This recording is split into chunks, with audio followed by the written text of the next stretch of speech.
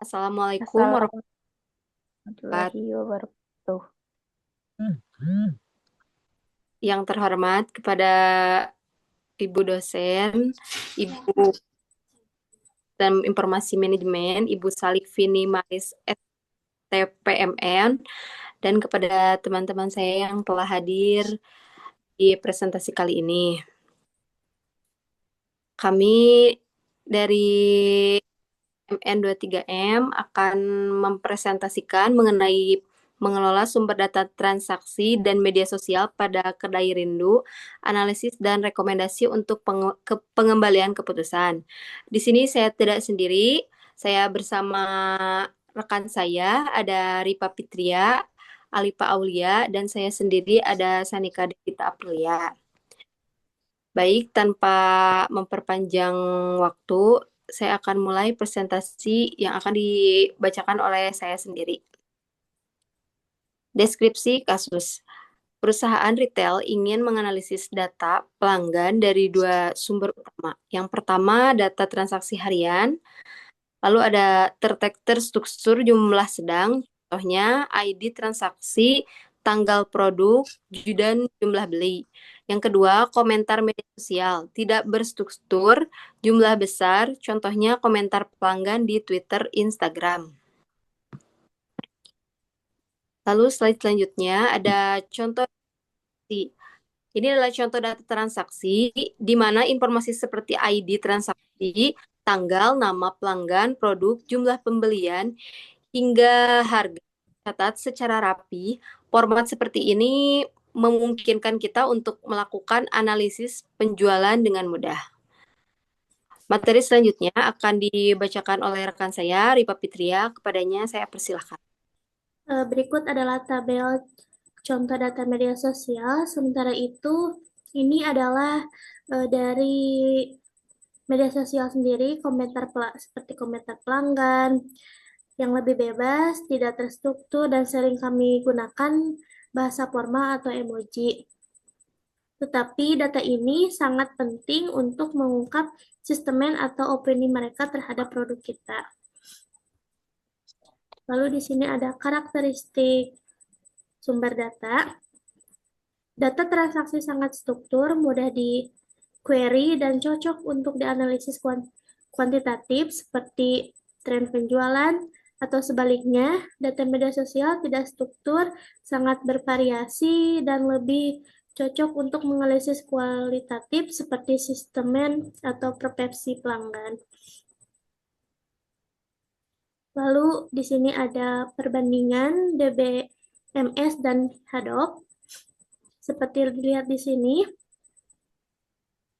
dalam pengelolaan data DBMS seperti MSQL atau PostgreSQL, untuk ini cocok yang terstruktur dan volumenya sangat kecil hingga yang sedang. Sedangkan Hadoop dirancang untuk mengenai data besar dan beragam format dengan pendekatan batch processing. Berikut ada indikator aspek, DBMS SQL atau PostgreSQL, Hadoop HDFS, dan Hive Map Reduce.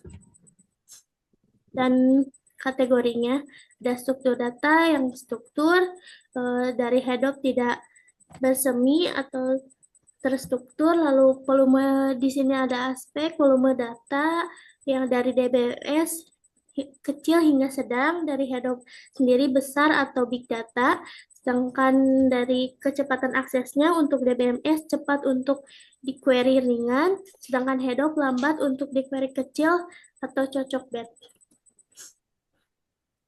Lalu ada skema data transaksi DBMS. Berikut adalah skema rasional yang umum digunakan dalam DBMS. Terdapat tabel pelanggan dan tabel transaksi yang saling terhubung. Skema ini berintegritas data dan memungkinkan analisis data transaksi secara efisien. Mulai dari pelanggan, ID pelanggan atau namanya, lalu ada transaksi, ID transaksi, tanggal ID-nya, pelanggan, produk, jumlah harga, dan total harga. Lalu ada transaksi on to many antara pelanggan dan transaksi. Lalu ada skema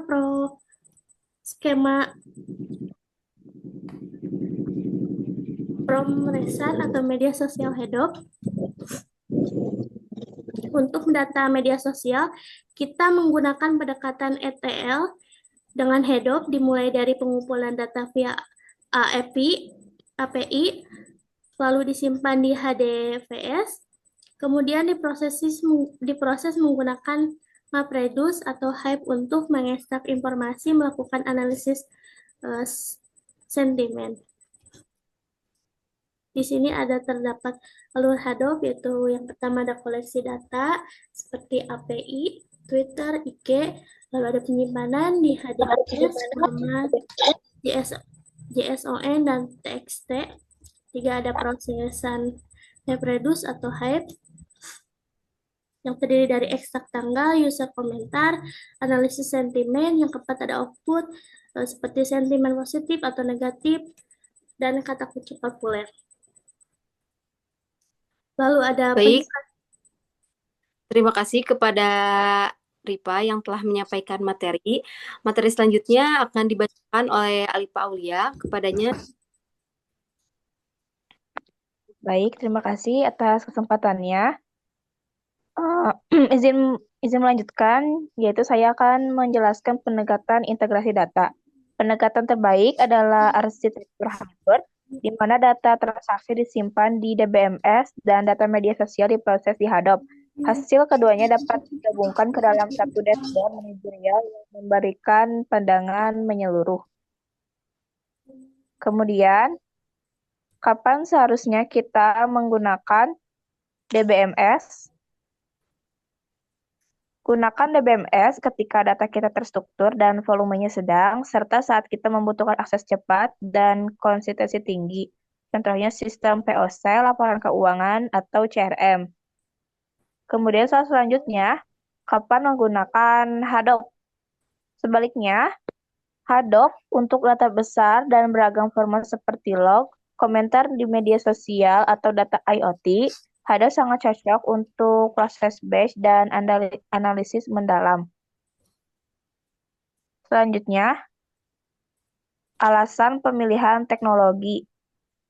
Dari DBMS dan Hadoop, dilihat dari kriterianya ada efisiensi, skalabilitas, dan kebutuhan.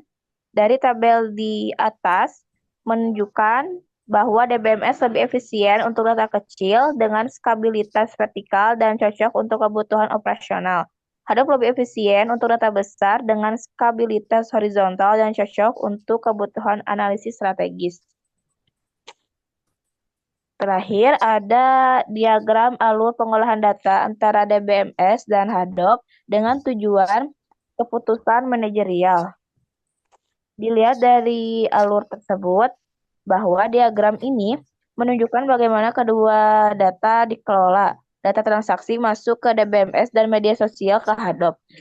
Kemudian, keduanya dianalisis dan hasilnya ditampilkan dalam satu dashboard untuk mendukung pengambilan keputusan manajerial. Terima kasih. Balik, yang terakhir ada kesimpulan. Kesimpulan dari materi yang kelompok kami sampaikan, DBMS memberikan jawaban atas apa yang dibeli pelanggan, menjawab apa yang dirasakan pelanggan. Gabungan keduanya memberi kedua kita yang komprehensif untuk pengambilan tepat. Mungkin cukup sekian dapat kelompok kami sampaikan. Mohon maaf bila ada kekurangan. Wassalamualaikum warahmatullahi wabarakatuh.